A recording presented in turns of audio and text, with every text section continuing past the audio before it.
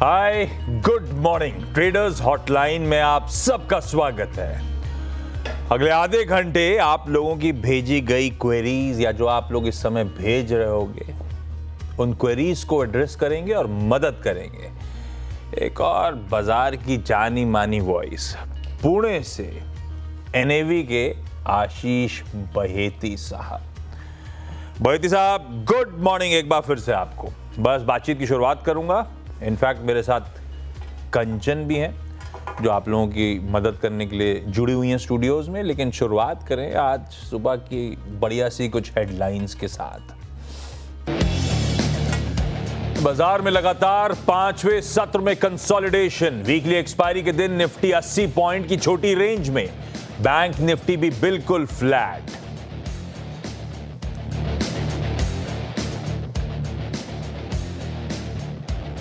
बाजार में भी आईटी शेयर्स ने दिखाया कमाल। लगातार 4 दिनों की तेजी के बाद नए शिखर पर निफ्टी आईटी इंडेक्स। इन्फोसिस ने भी बनाया तेजी का नया रिकॉर्ड। मिड कैप आईटी में कोफॉर्ज, नौकरी, एलटीआईएम में सबसे ज्यादा तेजी।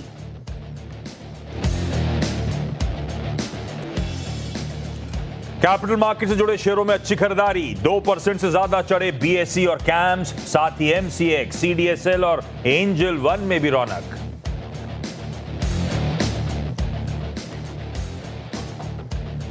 नाल्को हिंडाल्को के लिए अच्छी खबर।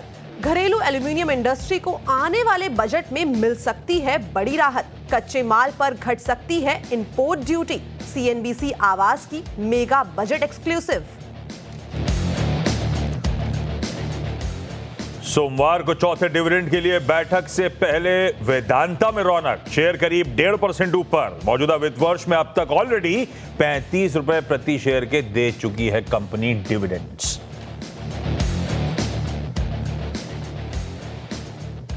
नुवाओ वेल्थ में आज हुई करीब 9% की बड़ी ब्लॉक डील। शेयर करीब 6% नीचे। वहीं न्यूलैंड लैब्स में 3.8% की हुई ब्लॉक डील। दोनों शेयर 4 से 6% फिसले। चलिए भाई, थर्सडे का दिन है। निफ्टी 50 के कॉन्ट्रैक्ट्स की वीकली एक्सपायरी का शेड्यूल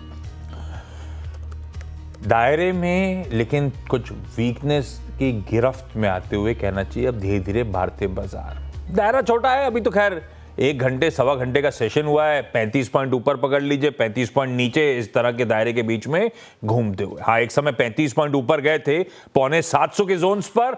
वही 750 के जोन्स पे आमतौर पे ऑफ लेट रेजिस्टेंस फेस कर रहे हैं। आज भी वहीं से मुनाफा वसूली आई है और अब थोड़ा सा वो वीकनेस बढ़ रही है। और उसके लिए ज्यादा इंपॉर्टेंट मैं तवज्जो दूंगा मार्केट ब्रेथ को। एडवांस डिक्लाइन का स्क्रीन पर लेकर आइएगा रेशियो। सुबह बोल के गलती हो गई, नजर लग गई। मैं कह रहा था 14 दिन हो गए ऑन द ट्रॉट जब बढ़ने वाले शेयरों की संख्या ज्यादा है। आज समीकरण बिगड़ गए हैं।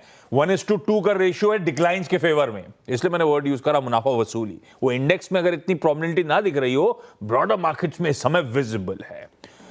इंडेक्स से समीकरण दिखा देता हूं। निफ्टी 50 की कंट्रीब्यूशन प्लेट रखिएगा। बड़ा समझ में नहीं आ रहा है, हर तरफ लार्ज कैप्स हैं। वीकनेस में कोई रिलायंस इंडस्ट्रीज, कोई लार्सन एंड टूब्रो, कोई एचडीएफसी बैंक जैसे दिग्गज हैवीवेट्स नजर आएंगे आपको। तो वहीं आज एक स्टैंड आउट पॉकेट है। आज ही क्या, पिछले कई दिनों से आईटी तो इन्फोसिस, टीसीएस दोनों शुमार होते हुए, और आईसीआईसीआई बैंक बढ़िया कर रहा है जब एचडीएफसी बैंक में वीकनेस है।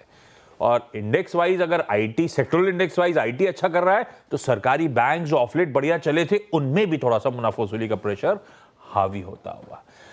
लेकिन बहेती साहब, आज तो एक्सपायरी का दिन, इंडेक्स फ्लैट, इतना सन्नाटा क्यों है भाई? आईटी को भेजो जल्दी, मेरा आई न्यूज नहीं चल रहा है। बहेती साहब। हाँ जी आशीष जी, ये शायद तूफान से पहले के आने की शांति है। और लास्ट वीक, इनफैक्ट 2 वीक से हम देख रहे हैं, पिछले हफ्ते भी एक मैसिव फॉल आया था और पिछले हफ्ते भी काफी मैसिव वोलेटिलिटी थी। तो शायद आज भी सेकेंड हाफ में हम वैसी वोलेटिलिटी एंटिसिपेट कर सकते हैं।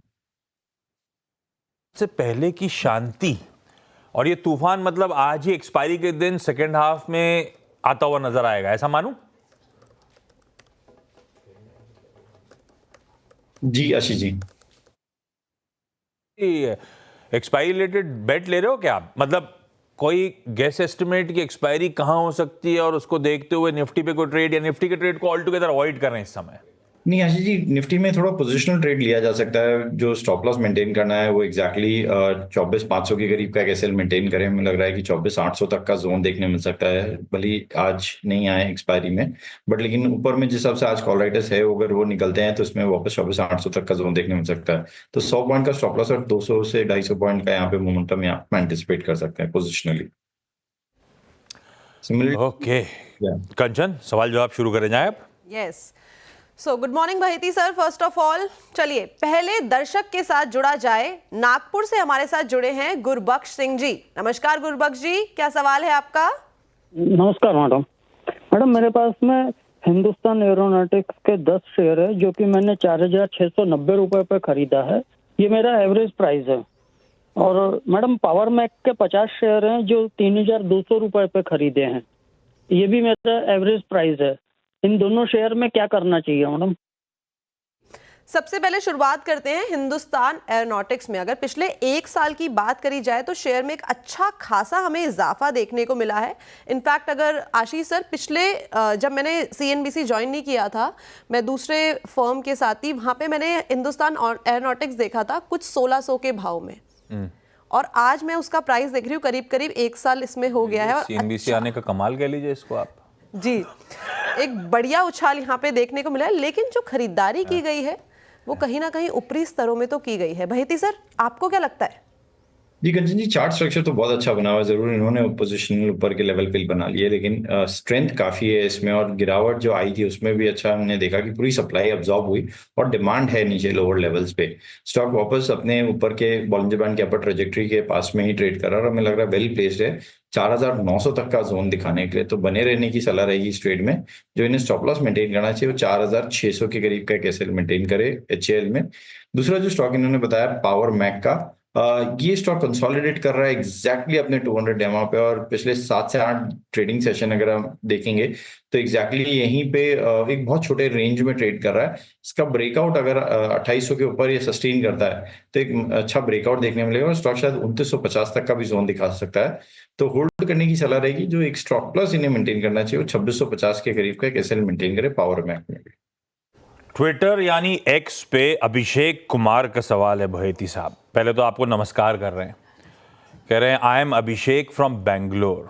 सर एशियन पेंट्स के 30 शेयर्स हैं मेरे पास, 2854 पे खरीदे हुए, और मेरा न्यूली कंस्ट्रक्टेड पोर्टफोलियो जो है उसका 14% एक्सपोजर एशियन पेंट्स में।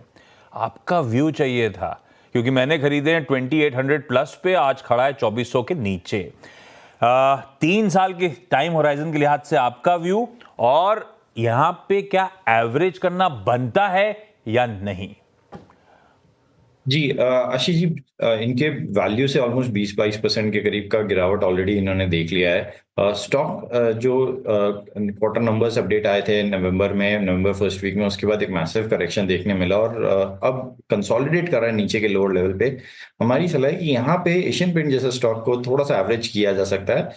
एक अच्छा रिस्क रिवॉर्ड फेवरेबल है। जो स्टॉप लॉस इन्हें मेंटेन करना चाहिए वो करीब 2300 के करीब का एक स्ट्रिक्ट एसएल मेंटेन करे एवरेज करने के बाद, और ऊपर में हमें लगता है कि इसमें 2600 तक का जोन जल्दी देखने मिल सकता है। ओके भाई साहब, ये पहले फरीदाबाद चला। अच्छा, गोपाल सिंह साहब जुड़ते हुए। Gopal ji hi, good morning sir. Good morning sir. Gopal sir, क्या सवाल है? सर मेरा सवाल डीएलएफ पे है, अगर एक सवाल और ले सके तो सीडीएसएल पे होगा। तो पहले डीएलएफ लेते हैं। बताइए सर, लिया हुआ है कि लेने का मन बना रहे हो? मेरे पास लिया हुआ है। हाँ। मेरे पास जो है 450 शेयर है डीएलएफ के। हाँ। मेरा एवरेज रेट है 518 रुपए। हाँ। और ये रिवर्स एवरेजिंग की वजह से ऐसा रेट है। हाँ। तो आप पूछू क्या, बने रहना है कि निकलना है, ऐसा पूछू क्या? नहीं सर, मेरे तो 2-3 साल 5 साल जितना भी चल सके। हाँ। मेरा सवाल ये है कि सर ये जो है सारे स्टॉक तो जो है रियल्टी के ऑल टाइम हाई पे चल रहे हैं, लेकिन ये जो है अभी भी ऑल टाइम हाई से 30% नीचे है, 52 ऑल हाई से जो है 10% नीचे है, और जबकि पब्लिक होल्डिंग भी इसमें मतलब जो रिटेल पब्लिक की वो 4.6% है। तो आखिर क्या कारण है बढ़ क्यों नहीं रहा, और कब तक ऑल टाइम हाई करेगा? देखिए गोपाल जी बना रहे हैं बढ़िया 350 रुपए पर शेयर मुनाफा, पर दिल मांगे मोर। भाई बाकी वाले तो year highs lifetime highs पे चल रहे हैं। भाई साहब मेरा वाला थोड़ा सा ठंडा क्यों पड़ा हुआ है? जी आशीष जी रियलिटी स्पेस को आप ऐसे नंबर्स के बेसिस पे नहीं कंपेयर कर सकते, क्योंकि ज्योग्राफिकल स्पेसिफिक रियलिटी बहुत ज़्यादा प्ले हो जाता है। और जो मोस्टली रियलिटी लिस्टेड कंपनीज है वो बॉम्बे एंड बैंगलोर वाले जो है वो ऑल टाइम हाई के पास चल रहे हैं। दिल्ली और एनसीआर रीजन वाले जितने भी हैं उनमें अभी भी प्रेशर्स देखने मिल रहा है, उसमें आउट परफॉर्म करता हुआ देखने मिला है क्लियरली डीएलएफ। और हमें लग रहा है कि चार्ट स्ट्रक्चर यहाँ पे अच्छा बना हुआ है, सेक्टर टेलविंड जरूर स्ट्रांग है।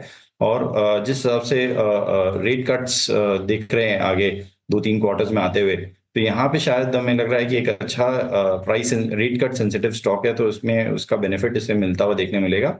एंड 950 तक का जोन भी देखने मिल सकता है, तो काफी बड़े टारगेट्स हैं यहाँ से, ऑलमोस्ट 90 रुपए के टारगेट्स देखने मिल रहे हैं हमें। जो स्टॉप लॉस इन्हें मेंटेन करना चाहिए, सिंस इनका स्टॉक काफी नीचे का वैल्यू का है, तो 840 के करीब का कैसे मेंटेन करें। तो ये थी राय डीएलएफ पर। चलिए अब जुड़ते हैं हमारे जो अगले दर्शक है नाडियाद से, प्रकाश जी। प्रकाश जी गुड मॉर्निंग, क्या सवाल है आपका? मैम मेरे पास कोचिन शिपयार्ड के 500 शेयर है, 2340 रुपीज बाइंग है, और दूसरा सीडीएसएल के 500 शेयर है, 1900 बाइंग के हैं। तो लॉन्ग टर्म व्यू क्या है? चलिए शुरुआत करते हैं कोचिन शिपयार्ड से।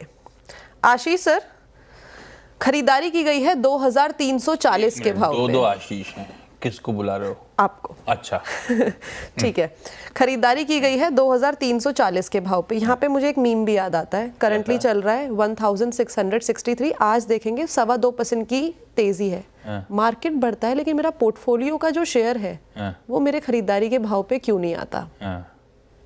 क्या करा जाए, ये आप भी बताइए और बहेती सर भी बताएंगे। मैं तो क्या बताऊं, जहां हम हाथ डालते हैं उल्टा चलने लगता है, अपने हाथ में कुछ है नहीं। तो बहेती साहब जैसे एक्सपर्ट्स बताएंगे करना क्या है।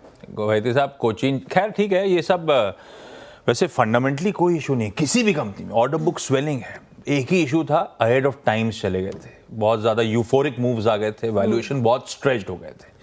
ज़रूरी था थोड़ा सा उस एनोमली को करेक्ट करना। और इस बीच हुआ क्या, ये Q1 Q2 में स्लो डाउन आ गया केपेक्स का, तो थोड़े से एग्जीक्यूशन भी ठंडा पड़ गया, तो रिजल्ट भी नरम पड़ गए थे, तो बनता था इनका ठंडा पड़ना। पर बहेती साहब है फंडामेंटली स्ट्रॉन्ग कंपनी, ये आप भी जानते हो, स्वेलिंग ऑर्डर बुक्स हैं, अभी भी गवर्नमेंट का थ्रस्ट है। कोचिन शिपयार्ड जैसे स्टॉक्स में बने रहूं या नहीं बने रहूं, हम सब की खरीद से काफी नीचे चल रहे हैं, हम सब उस यूफोरिया में फंसे हुए हैं। जी आशीष जी, बहुत स्ट्रांग मूव आया था 2023 के अप्रैल में। ये स्टॉक 200 रुपए 250 रुपए के करीब था, और वन बेस में 3000 तक का मोमेंटम देखने मिला था। तो मेरी पहली सलाह ये रहेगी कि जो भी इतने हाई मोमेंटम वाले स्टॉक को चेज कर रहे हैं, जिसमें ऑलमोस्ट 1 साल के पीरियड में ऐसा मल्टी बैगर बना है, तो वहां पे एक स्ट्रिक्ट स्टॉप लॉस जरूर रखिए, क्योंकि वहां जब प्रॉफिट टेकिंग भी आती है तो काफी सीवियर देखने मिली है, जो इनके केस में भी हम एक्सपीरियंस कर पा रहे हैं। यहाँ पे अभी की जो सलाह रहेगी कि बने रहने की सलाह है। स्टॉक वापस अपना 200 डेमा पे आ गया है, और 200 डेमा एक काफी हिस्टोरिकली माना जाता है कि एक वैल्यूएशन वाइज एक कंफर्ट देता है, क्योंकि 200 दिनों का एवरेज जो प्राइस का है वो एग्जैक्टली अब 1650 के करीब बना हुआ है। और हमें लग रहा है यहाँ से एक वापस फ्रेश ट्रेंड इमर्ज हो सकता है, जो कि इसे 1900 तक का जोन दिखा सकता है। तो होल्ड करे स्टॉक को, जो स्टॉप लॉस इन्हें मेंटेन करना चाहिए वो 1550 के करीब का एक एसएल मेंटेन करे। जो दूसरा इनका स्टॉक था वो सीडीएसएल, बहुत स्ट्रॉन्ग मोमेंटम बना हुआ है स्टॉक में, जिस हिसाब से कंटिन्यूअसली स्टॉक मार्केट रिलेटेड सारे प्लेयर्स के स्टॉक में बाइंग इंटरेस्ट देखने मिल रहा है। सीडीएसएल में भी सेम पैटर्न बन रहे हैं, और हमें लग रहा है ये वेल प्लेस्ड है 2050 तक का जोन दिखाने के लिए। तो यहाँ होल्ड करने की सलाह है। स्टॉप लॉस जो इन्हें मेंटेन करना चाहिए 1860 के करीब का एक एसएल मेंटेन करे। आप सबसे रिक्वेस्ट है एक एक सवाल पूछें, तो क्या होगा कि हम ज़्यादा से ज़्यादा क्वेरी ज़्यादा से ज़्यादा लोगों तक रीच कर पाएंगे। आप मल्टीपल सवाल पूछोगे तो क्या है, हम लोग ज़्यादा लोगों की क्वेरीज एड्रेस नहीं कर पाएंगे। जुड़िए, लेकिन एक एक सवाल। राहुल चड्डा का सवाल आया था अभी एक्स पे, बैठी साहब टाटा टेक्नोलॉजी खोलिएगा, 150 शेयर्स हैं इनके पास टाटा टेक के 950 रुपए के भाव से, और इसमें सब कह रहे थे भाई ठीक है, जब लिस्ट हुआ तो ज्यादा एक्सेसेस थे, ठंडा पड़ा, पर उसके बाद से कुछ ये बाकी आईटी चल गया, ये चल के नहीं दे रहा अभी भी। इनका है टाइम होराइजन 3 मंथ का, क्या एक्सपेक्ट करूं टाटा टेक से? जी आशीष जी, देखिए इसका जो आईपीओ आया था वही आई थिंक इशू प्राइस था 500 के करीब का, और स्टॉक खुला 1200 के जोन में, और वहां से भी हमने देखा कि खुलने के बाद भी बहुत स्ट्रांग मोमेंटम बना था। तो स्टॉक अभी भी आईपीओ प्राइस से काफी ऊपर चल रहा है, और जिस हिसाब से स्टॉक कंटिन्यूसली प्रॉफिट टेकिंग देखने मिली है, हमें लग रहा है इसमें टाइम देना पड़ेगा। अभी तक बेस फॉर्मेशन इसमें बना नहीं है। जो रीसेंट बेस बना था वो 930 का है, वहां पे एक स्टॉप लॉस लगा के होल्ड करे इस पोजीशन को, शायद एक पुल बैक देखने मिल सकता है, बट टाइम इन्हें देना पड़ेगा इसमें। वेल, तो ये थी राय टाटा टेक्नोलॉजीज पर। आशीष सर, आज के नंबर सुनना चाहेंगे कि कितनी क्वेरीज हमारे पास आई हैं? वीकेंड आ रहा है और वीकेंड के साथ साथ नंबर्स बढ़ते जा रहे हैं। लास्ट टाइम मैंने जो आपको बताया था वो 3.25 लाख के आसपास था। आज ये गिन कैसे लिए? मेरे पास डेटा आता है, मैं कलेक्ट करती हूँ, मेरा शो है ट्रेडर्स हॉटलाइन, होमवर्क करना जरूरी है। मतलब मैं अगर गिनने बैठूं तो मुझे तो 1 आध साल लग जाएगा। ये कैसे गिनते हो? ये एआई ये एआई करते हैं। और क्वेरी का जो नंबर है वो बढ़ के हो गया है 5.5 लाख का। चलिए आगे बढ़ा जाए, और जो हमारे अगले दर्शक है ग्वालियर से जुड़े हैं, अमर जी। अमर जी नमस्कार, क्या सवाल है आपका? जी मैडम नमस्कार। मेरा पहला सवाल तो एशियन पेंट पे था, बट आई थिंक उस पर राय दे दी है सर ने एवरेज करने की, तो मैं उसको स्किप करके आपसे दूसरा स्टॉक पूछता हूँ। मेरे पास लोधा डेवलपर के 24 शेयर हैं शायद, करीब 737 रुपए के भाव से। तो यहाँ काफी जगह एफआईआई ने भी होल्डिंग बढ़ाई है और स्टॉक भी काफी ऊपर गया है, रियल्टी भी सही चल रहा है, तो मुझे क्या इसमें और एडिशन करना चाहिए? मेरा पर्सपेक्टिव लॉन्ग टर्म का है, अराउंड 5 ईयर्स। वेल, तो लोधा शेयर के ऊपर जानना चाहते हैं राय। आशीष सर, लिया क्या बॉम्बे में? आप मेरे कपड़े मत उतारें ऑन एयर। बहेती साहब, मैक्रोटेक पे व्यू क्या बन रहा है? जी आशीष जी, चार्ट स्ट्रक्चर अच्छा बना हुआ है और बहुत अच्छा बाइंग इंटरेस्ट हम देख रहे हैं। जो भी महाराष्ट्र रिलेटेड रियलिटी कंपनी है बॉम्बे फोकस्ड, उनमें एक बहुत अच्छा डिमांड बना हुआ है स्टॉक में, और हमें लग रहा है स्टॉक वेल पेस्ड है 1500 का जोन दिखाने के लिए, तो होल्ड करने की सलाह है। जो स्टॉप लॉस इन्हें मेंटेन करना चाहिए 1380 के करीब का, कैसे मेंटेन करें। प्रवीण प्रजापति साहब का सवाल ट्विटर से उठा रहा हूं। पंजाब नेशनल बैंक का चार्ट खोलिएगा बहेती साहब। डायरेक्टर साहब आप भी फायर करिए प्लीज। 1000 शेयर्स हैं, 105 की खरीद है, 6 मंथ के हिसाब से मैंने लिया है साहब। सही करा कि नहीं करा, और अगर रखना है तो स्टॉप लॉस क्या होगा? आज सुबह बहेती साहब पैनल में मेरे ख्याल से बलिगा साहब ने इसे फंडामेंटल पिक के तौर पे दिया था, पर चार्ट्स के समीकरण कैसे हैं? जी आशीष सर, अमरीश जी का ये फंडामेंटल पिक था, और हमें लग रहा है कि जिस हिसाब से वेल प्लेस्ड है सारे पीएसयू बैंक्स में, एक बहुत अच्छा मोमेंटम ऑलरेडी हमने देख लिया है। पीएनबी में थोड़ा सा लगाड़ रहा है, बट स्टॉक वेल प्लेस्ड है अपने 200 डेमा तक जाने के लिए, जो कि 118 तक का जोन मिलता है। तो अराउंड 10 रुपए का इमीडिएट मोमेंटम इसमें हम एंटिसिपेट कर रहे हैं। जो स्टॉप लॉस इन्हें मेंटेन करना चाहिए वो 104 के करीब का मेंटेन करें। इनके कॉस्ट प्राइस से जस्ट 1 रुपए नीचे, और 118 का अगर ब्रेकआउट आता है तो फिर शायद इसमें 125 तक का भी जोन देखने मिल सकता है। तो ये थी राय पंजाब नेशनल बैंक पर। अब वक्त हो गया है बहेती सर को थोड़ा सा आराम देने का, क्योंकि हम लेने वाले हैं एक छोटा सा ब्रेक। लेकिन आप जाइएगा कहीं नहीं, ब्रेक के बाद वापस से जुड़ेंगे फटाफट हमारे सोशल मीडिया प्लेटफॉर्म, और साथ ही जो स्क्रीन पे आपको नंबर दिखाई दे रहे हैं उस पर अपनी आप क्वेरी भेज सकते हैं। एक के बाद आप सबका स्वागत है। बहेती साहब बने हुए हैं आप लोगों की क्वेरी सॉल्व करने के लिए, लेकिन पहले बात ग्रो और सीएनबीसी आवाज की खास पहल की। ये पहल आपको मार्केट को नेविगेट करने और उसके इनसाइट्स और स्ट्रैटेजी समझाने के लिए खास तौर से डिजाइन की गई है, जिससे निवेशकों को सही फैसले लेने में मदद मिल सके। ग्रोथ कोड में आज सीएनबीसी आवाज के मैनेजिंग एडिटर अनुज सिंगल ने कोटक महिंद्रा एएमसी के एमडी और सीईओ नीलेश शाह से निवेश के लिखित प्लान के महत्व के बारे में बात की। सुनिए।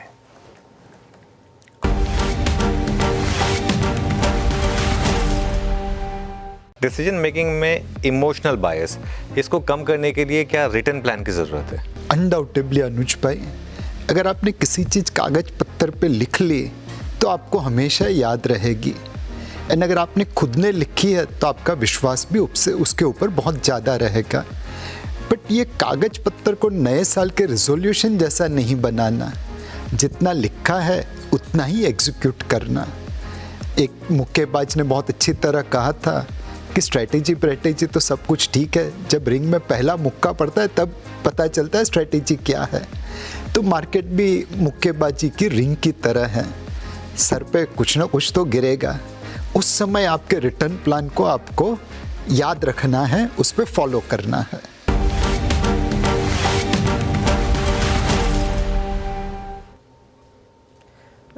तो आगे बढ़ा जाए और जुड़ा जाए हमारे अगले दर्शक के साथ। किशोर जी हमारे साथ जुड़े हैं। नमस्कार किशोर जी, क्या सवाल है आपका? नमस्कार मैडम, गुड मॉर्निंग।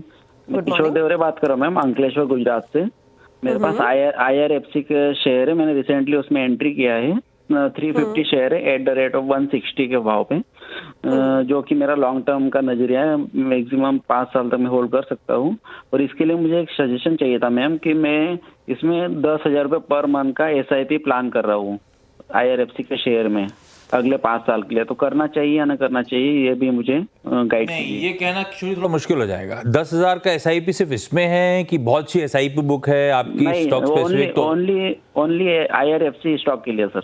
मेरे को नहीं लगता कोई इस बात की वकालत करेगा कि आप सारा पैसा एक ही स्टॉक में झोंक दो। खैर, इसका आंसर ज़्यादा बेहतर बहेती साहब देंगे आपको। बहेती साहब जो है उसकी कहानी 160 की खरीद है, और क्या इसी स्टॉक पे 10,000 रुपये का पूरा SIP जो मैं करना चाहता हूँ एक ही स्टॉक पे कर डालूं, ये सही है? जी आशीष जी, पहले मैं उसका SIP का जवाब दे देता हूँ। मैं एकदम 100% सहमत हूँ आपके बात से कि एक ही स्टॉक पे इतना बड़ा एलोकेशन नहीं होना चाहिए। इनफैक्ट अगर इन्हें एक ही सिंगल करना है तो शायद इंडेक्स ETF जो है उसमें कर सकते हैं, वो भी 50 जूनियर जो ETF है उसमें सलाह रहेगी हमारी SIP करने की। Coming back to IRFC, chart structure अच्छा बना हुआ है। कल के सत्र में हमने देखा एक अच्छा मूव था 5.5% का, और F&O का टॉप गेनर था ये स्टॉक, अपने 200 डेमा के ऊपर गया। आज थोड़ा सा कूल ऑफ कर रहा है कल के एक मैसिव मूव के बाद, लेकिन ओपन इंटरेस्ट काफी अच्छा बिल्टअप है। 156 का एक स्टॉप लॉस लगा है यहाँ पर, और 175 तक के टारगेट के लिए इसको होल्ड करें, शॉर्ट टर्म टारगेट। IRFC पे ये व्यू, और ना बिल्कुल ना करें ऐसा कि एक ही स्टॉक पे इतना, कितने भी कॉन्फिडेंट आप हो तो भी डाइवर्सिफिकेशन की है। शहजाद खान साहब का सवाल, बैती साहब डिक्सन टेक्नोलॉजीज खोलिएगा, डॉक्टर साहब आप भी फायर करिएगा। ट्विटर पे है, my name is Shahzad from Delhi, I would like to inquire about Dixon. इनके पास 25 शेयर्स हैं, 3,800 रुपए की खरीद है। What should I do now? Book profit or hold it for the next higher target? Baiti साहब आप होते और इस तरह की बढ़िया एक्विजिशन प्राइस होती तो क्या करते डिक्सन में? जी आशीष जी, यहाँ पे हमारी सलाह रहेगी कि थोड़ा सा प्रॉफिट बुक करें, क्योंकि अगर आप लास्ट ईयर ही देखेंगे ये स्टॉक करीब लास्ट ईयर नवंबर में तो करीब 5,000 के रेंज में चल रहा था, और वहां से ऑलमोस्ट 3.5x हो चुका है। तो इतना मैसिव अगर वन वे रनअप मिला है तो शायद अगर करेक्शन भी आया तो थोड़ा सा स्टीप आ सकता है। तो यहाँ पे हमारी सलाह रहेगी कि आधा जो इसका स्टॉक है इनका, करीब 12-13 स्टॉक, वहां पे प्रॉफिट बुक कर ले और बाकी स्टॉक्स में होल्ड करें। ऊपर की जो जोन दिख रहे हैं 19,000 तक के इसमें स्टॉक में आते हुए देखने मिल सकते हैं। इन्हें जो स्टॉप लॉस मेंटेन करना चाहिए रिमेनिंग स्टॉक्स में भी, वो 16,900 के करीब का कैसे मेंटेन करें। पार्शियल प्रॉफिट बुकिंग एडवाइज्ड है सर। लास्ट सवाल आज का, हिमांशु गुप्ता साहब ने बढ़िया पार्टिंग वाला सवाल पूछा है बहेती साहब। Good morning Baheti sir, I have Sula vineyards 1000 quantity 436 के भाव पे, प्लीज अपना व्यू शेयर करें। मैंने लिया है 3 मंथ के टाइम होराइजन के लिहाज से। आशीष, स्टॉक में एक बेस फॉर्मेशन हो गया है, एक अच्छी गिरावट देखने मिली थी हमें जून जुलाई से, जो कि स्टॉक 530 के जोन में चल रहा था, वहां से 380-390 तक का जोन हमने देख लिया, और अब वापस एक पुल बैक देखने मिल रहा है स्टॉक में। परसों के सेशन में 10 तारीख में भी एक अच्छा 4% का मूव था। थोड़ा सा कूल डाउन जरूर हो रहा है, लेकिन हमें लग रहा है कि 430 का एक स्टॉप लॉस लगाकर स्टॉक में बने रहे। ऊपर में जो स्टॉक लेवल्स दिख रहे हैं हमें टारगेट, वो 480 के आते हुए देखने मिल सकते हैं इसमें। तो ये राय थी सुला वाइनयार्ड के ऊपर। तो चलिए आज के लिए ट्रेडर्स हॉटलाइन में इतना ही। Thank you so much Ashish sir and Ashish sir मेरा साथ देने के लिए आज। लेकिन कल वापस से मुलाकात होगी, लेकिन आप जाइएगा कहीं नहीं, क्योंकि CNBC आवाज अब आपके लिए लेके आने वाला है खिलाड़ी नंबर 1।